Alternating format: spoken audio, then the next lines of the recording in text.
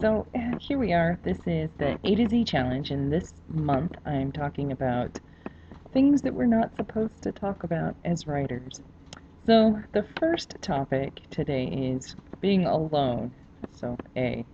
Um, as writers, we pretty much we start out alone. We write the whole book alone. Um, well, I mean, some people talk to other people or, talk to people about writing, but that's not actual writing. You have to get to the part where you've actually written and finished a book. So let's presume that we're writers and we've gotten to the part where you finish a book. And you're still alone, at least in the career writing world. And the first question we kind of come across is, do we want to stay that way? Now, the vast majority of people are like, well, no. I want an agent. I want an agent now. And so there we are with our first book, and we're trying to get an agent. But it used to be that either you had an agent and went the traditional publishing path to find all the glory that goes that way, or you went vanity. And vanity publishing has worked out for many writers, not nearly as many as for traditional publishing. Many vanity publishers have gone through and sucked all of the money out of writers' coffers, but at the same time, many writers have, sort of hit the jackpot that way. And then, over time we have small publishers, so that's, some middle ground. You don't always need an agent for a small publisher, and it has a lot of the bonuses of traditional publishing, but being a small publisher, it also has a lot of the dangers. And then there's also now, more than ever, self-publishing. And, these are great options. We have all of these options now. And so the first question is, do we even want to be alone? And I think this is actually sort of an important question. But the problem with this particular important question is that we are not supposed to talk about it. This is the, do I want an agent? Do I want traditional publishing?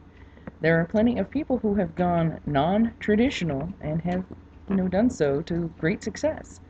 And so, is that what I want? Or do I want totally traditional? Well, it's swell to have that question. It's great to think about that question. But for all of our trying to figure that out, don't spend any of your time trying to figure it out on the internet. Don't put it in your Twitter feed. Don't ask about it.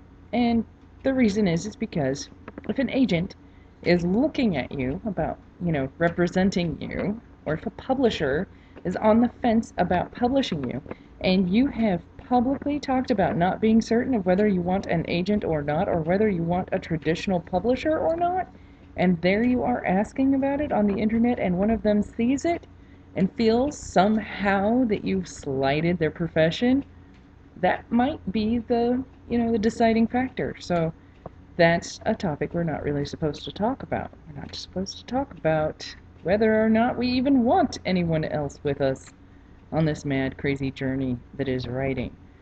So, yeah. And it's harsh. And a lot of people think, well, that's crazy. We should get to talk about whatever we want to talk about. Which, I agree with 100%. I feel like we should get to talk about what we want to talk about on the internet. Except, when it comes to things like writing and agents, there's always another writer.